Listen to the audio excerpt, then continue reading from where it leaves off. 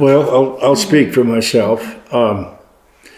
Hopefully not sounding in any way arrogant, but as I get to the latter end of my life, I think I can honestly say in my heart, I really don't battle with regrets. And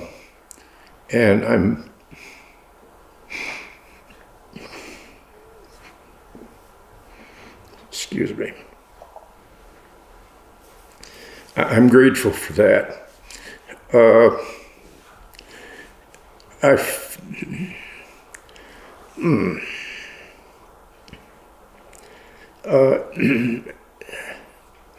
As I look back over my life, which I think everyone eventually will, when you start getting at the tail end of things, you do look back. It's a real consideration to contemplate.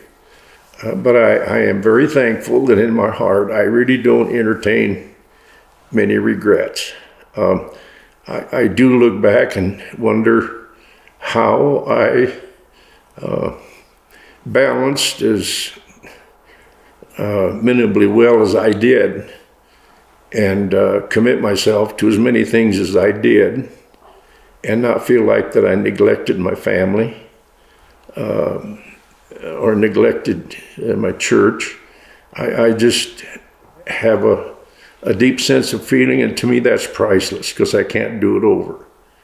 But as I come to the end of life, I do feel like I'm grateful and thankful that God gave me the health and the strength and what abilities He granted to me, that I used them wholeheartedly, the best I could, and I gave it, I think, my strong effort. So I'm really grateful, and I don't say it with arrogance, but I don't feel like that I faced my latter years of life with regrets. I feel the same as my husband does. I have some regrets, but they're not, they weren't killers, but they were regrets that I wish that I could have disengaged from people at a certain part of my life and not got so, we were such tight friends, most of our congregates. Our churches were like running, at that point, we were running around 200. You can get pretty close to people in that small of a group. That's kind of what the Pentecostal church is, that's kind of the size. And I think we got up to more than that a few times. But I got personally just, I couldn't hardly stand it when there was a loss. I really did. And when people have major things come into their life, it just, I didn't handle that good. When they had deaths or divorce or left the church for some other reasons that I usually didn't understand. But I wish I could have lived a little bit freer from that caring that I had. I don't know why I cared for people that much, and being more realistic about human behavior. And I understand human behavior a whole lot more than I used to. And but as far as just regrets, I think we gave it all. I gave it all. I can't say where I would change a whole lot of stuff. I really can't. And I look back and I wished I had spent more time with my children. Of course, I think every mother and father feels that too as they grow up. They're just gone. I love my own family, my children. Bo was my first prize and joy, and I was so proud of him. And he was my boy. He's my son. And my daughter Renee, she's a pastor's wife now as well. She's a very loving, sensitive person that has had a very spiritual ministry. My daughter Val, that's here with us, she's the most caring, giving, loving, productive person probably you've ever seen in your life. Busy, busy, busy, and she lives a big life. She took in a boy when he was just 7 years old and raised him, and now he's just such a part of our family. And I don't have very many regrets, really. I feel like that we behaved ourselves. We had opportunities to get into relationships that weren't healthy. I more so than my husband, but the Lord spared us and said, no, this is not good for you. This family is not good for you. There's no good will come out of this. And I'm just thankful for that. So there's regrets. Like that song goes, I've had a few, but I forgot how the rest of it goes. I did it my way. You got to understand the culture that we were raised in. Pastoring was different than pastoring now. We weren't golfers. We weren't. It's not because it was a religious thing. We just that wasn't our. That wasn't even in our wheelhouse, doing things like that. But that was one of the drawbacks of our generation in pastoring, is that we put so much into it that we sometimes it was overkill for us, because there's a lot of things that now we look back and we would have done. We did go on vacations though. We took our children on vacations. I don't know. We had a good life. And living in Idaho too was more relaxed, even pastoring.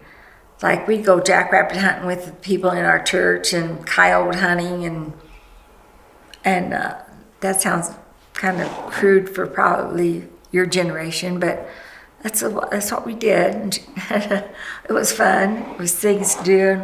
We had a lot of family gatherings, a lot of church gatherings and stuff like that. We had a lot of good times. Yeah. We were free to go hunting opening day and shoot a cow and have a good time. And there was a lot of things we didn't have an interest in, but we did really enjoy. And a lot of it was within sometimes our church friends and so on.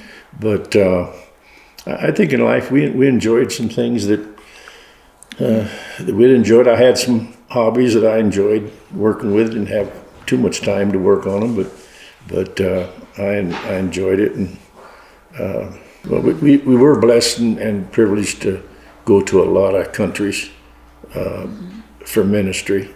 Mom didn't get to go on some of them, but we were blessed to see a lot of different parts of the world and did ministry in a lot of foreign countries, various ones.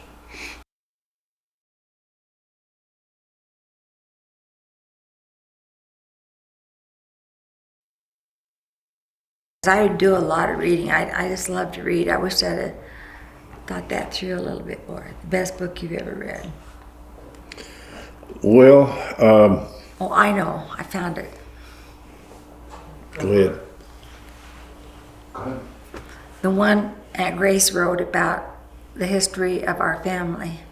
It's the most Under You and Your Children. She wrote a book, and in fact, I have it in my suitcase, and I'll show it to the guys afterwards. My grandparents and how they settled. I mean, that was very interesting, and it showed how a lot of ministries were started. Okay. It's good. It's mine. Maybe one of the most influential books.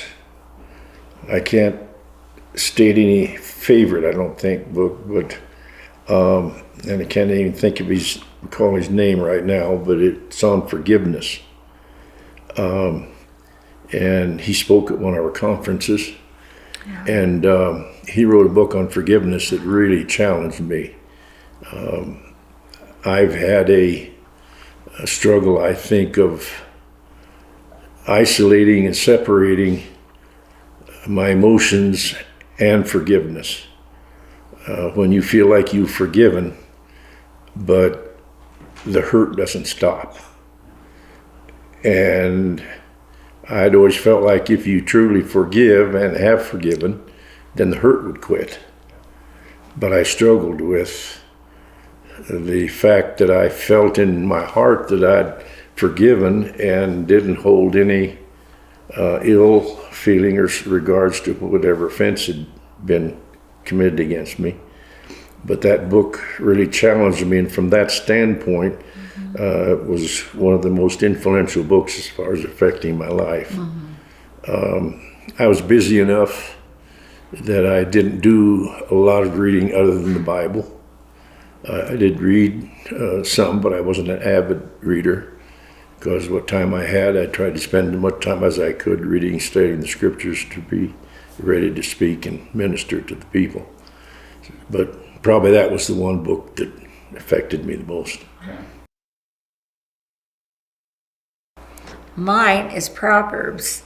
I got Jesse, our grandson, the Passion Translation, and I got myself one. Everything that pertains to life are in those chapters. And that was, how many years ago? I don't even know when that was written. But it talks about business, it talks about behavior, it talks about morality, it talks about alcohol, it talks about infidelity. It covers but then it also talks about love and how to treat people. And if you, I would recommend that. In fact, I'm going to buy a bunch more and hand it to the rest of my grandchildren. I'm Jesse, this is Bo's son. I gave him one. He reads one every night before he goes to bed. He's learning. It's so personable today. I mean, human behavior doesn't change a lot. We change things all the time, but the basics of human behavior, it's still pretty much like it was even years ago. How to conduct yourself, who to trust, who not to trust, what the signals are, what you should look for when you looking for a mate or somebody to live with. That's mine. Proverbs, definitely. I like that. I don't know about you. I think mine's Ruth. To me, it's a beautiful demonstration story of the situations in life. And Naomi experienced devastation, the loss of what she felt like was everything, until she was an empty vessel.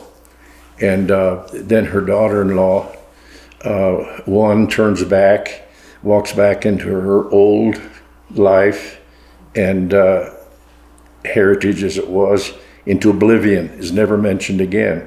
But Ruth says, wherever you go, I'll go. And I'll not leave you. Your God will be my God. Your people will be my people. And that's another story of a crossroads that I'm a strong believer in people's lives. And she came to that crossroad and made a decision. And she followed Naomi with no provision or promise of anything. This disappointed wife goes back to her own country, but you know the story unfolds, and she meets the lover of her life, and they eventually have a child. Naomi, who thought she was so empty, ended up holding the predecessor of Jesus Christ himself.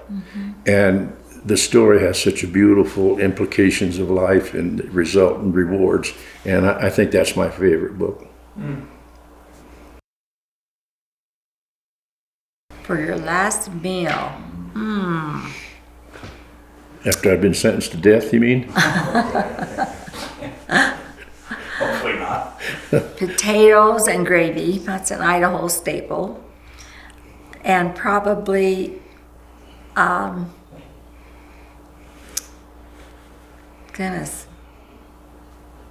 Chick-fil-A, nuggets, and macaroni and cheese. Okay. I'd want her to fix me one of her good meals, which she always fixed very healthy, nutritious meals. They were not gourmet meals, No. but they were good meals. And a good piece of meat, and mashed potatoes and gravy, and a nice salad. And then usually we'd have a little bit of dessert too. But one of those meals would be super fine for me. Hilarious. Smart man at 67 Smart years of marriage. There's just points and points and points there. Favorite restaurant? In Idaho, you're just a little bit limited. I love the Olive Gardens. I like that one. I like that one. That's mine. I like the Outback Steakhouse if it wasn't so loud. Oh, not the Outback, Texas Roadhouse.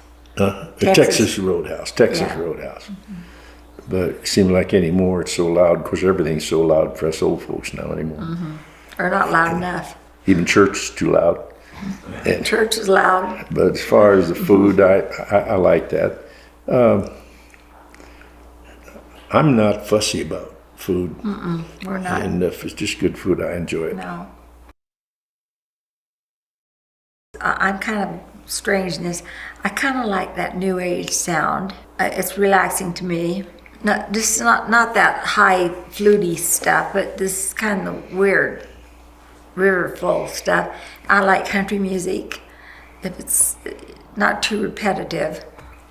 And I love hymns and sounds ridiculous, but I love Jimmy Swaggart's music on his program. They sing the songs like we used to sing when we were younger. They've got verses and lines and verses and chords and choruses, and you know what key they're in, and you could understand all the words. But most of those weren't praise and worship necessarily; they were mostly testimonies. And I've noticed that your generation's getting a few testimonies, and instead of praise and worship in them as well. Maybe it's just a concept, I don't know. But I love soft country music and a little bit of soft new age. If it's not that high, fluty, weird stuff, just something sounds soft and pretty. Our choice in this definitely dates us, but probably the Gaither gatherings would be one of my favorite, various variety of singers, but I just love the old songs. Mostly something chocolate. Pretty hard to beat chocolate cake and ice cream, especially if she bakes the cake. And but I like desserts almost of any kind. That's good stuff. What about you? What about Grandma? Yeah. I love pie. I love good pie. Warm apple pie with lots of ice cream. I honestly haven't gone to many movies. Even since we left the UPC. You guys did, what was that movie about? Titanic was the first movie I'd seen.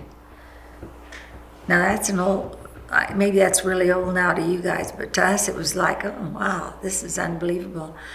I like movies with good endings. They've got to all end up with a good storyline. Everybody's happy and in love and it's okay. Everything's okay. And that's the kind of movies I like. Don't give me killing and fighting and harshness. That's not where I'm at. If I'm not mistaken, the first movie we took our kids to was Jurassic Park. I'm pretty sure it was Jurassic Park was the first one. And to talk about movies, I do remember as a kid, like I say, we was pretty well strictly confined to church activities and church things, and a lot of things I'd always wanted to see, and I always wanted to see a wrestling match. And so one night, I didn't tell my mom what I was going to do, but in fact, I must have snuck in. Anyway, I watched this wrestling match, and I remember that this one wrestler, a lady threw her shoe in the ring for the guy to use on the other wrestler, and another woman come up and threw her shoe in the ring, and they went to beating on each other. I mean, they was drawing blood, It was a bloody thing. It scared me half to death. I was pretty young. I probably wasn't more than 10, 12, about then. And man, I went home and I snuck in because I was afraid if I woke my mom up, and she was probably awake anyway, whatever it was. I didn't hardly sleep that night. I thought for sure if the Lord would come, I didn't know if I'd be ready or not for him to come. But I remember my first wrestling match. Okay.